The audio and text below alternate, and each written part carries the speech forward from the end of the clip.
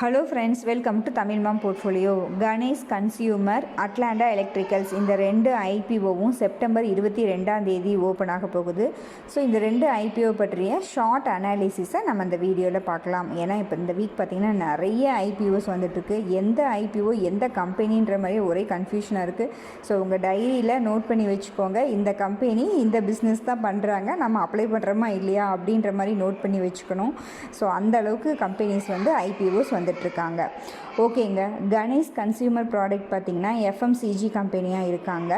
So கோதுமை based எல்லா ப்ராடக்ட்டுமே வந்து மேனுஃபேக்சர் பண்ணுறாங்க. West Bengal, Kolkata based company தான். இவர்களுடைய பிஸ்னஸ் டு கன்சியூமர்லேருந்து தான் 77% of revenues கிடச்சிட்ருக்கு.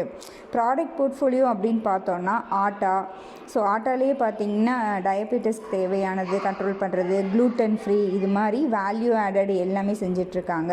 Tandoori atta, bakery மைதா, இது மாதிரியும் மேனுஃபேக்சர் பண்ணிகிட்ருக்காங்க. ஸ்பைசஸும் டர்மரிக், சில்லி, கொரியாண்டர், ஸோ இது மாதிரி ஸ்பைசஸ்லேருந்து எத்னிக் ஸ்நாக்ஸ்லேருந்து எல்லாமே இவர்கள்கிட்ட இருக்குது. சரிங்களா?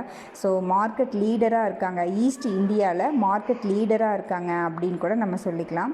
பட் என்னென்னா மார்ஜின் மட்டும் ரொம்ப கம்மி. இந்த எஃப்எம்சிஜியில் பார்த்திங்கன்னா மார்ஜின் ரொம்ப கம்மி, ஹை காம்படிஷன் இருக்குது. ஸோ இவர்கள் பியர் கம்பெனிஸாக பார்த்திங்கன்னா பதஞ்சலியையும் அதானி வில்மரையும் கொடுத்துருக்காங்க ஆர்ஹெச்பியில். So Patanjali, Adani Wilmar all over இந்தியாவே இருக்காங்க. பட் இவர்கள் வந்து பார்த்திங்கன்னா ஈஸ்ட் இந்தியாவில் தான் வந்து ரொம்ப ஃபேமஸ் அப்படின்னே சொல்லலாம். ஃபைனான்ஷியல்ஸ் ஓகேவாக தான் இருக்குது. மார்ஜின் ரொம்ப கம்மி, காம்படிஷன் அதிகம் அப்படின்றனால இந்த கம்பெனிக்கு பார்த்திங்கன்னா இப்போ அதுவும் நிறைய ஐபிஓஸ் வந்துட்டுருக்கனால இந்த கம்பெனிக்கு 6% தான் கிரே மார்க்கெட்டில் டிமாண்டும் இருக்குது. ஐபிஓ ப்ரைஸ் 322 ரூபாய், இஷ்யூ சைஸ் 408 கோடி, 35% ரீட்டெயில் ரிசர்வேஷன் இருக்குது.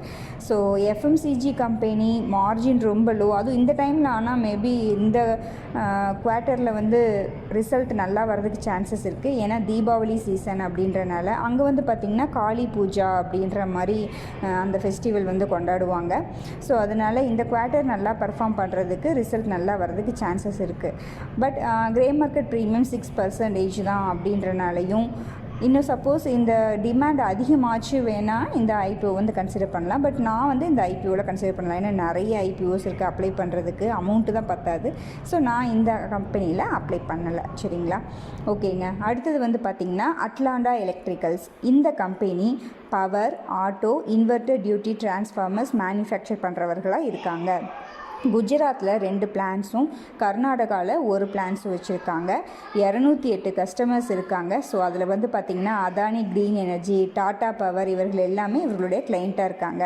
ஸோ என்ன ப்ராடக்ட் மேனுஃபேக்சர் பண்ணுறாங்க அப்படின்னு பார்த்தோன்னா power, inverter duty, generator, auto, special duty transformer, இது எல்லாமே வந்து இவர்களுடைய ப்ராடக்டாக இருக்குது.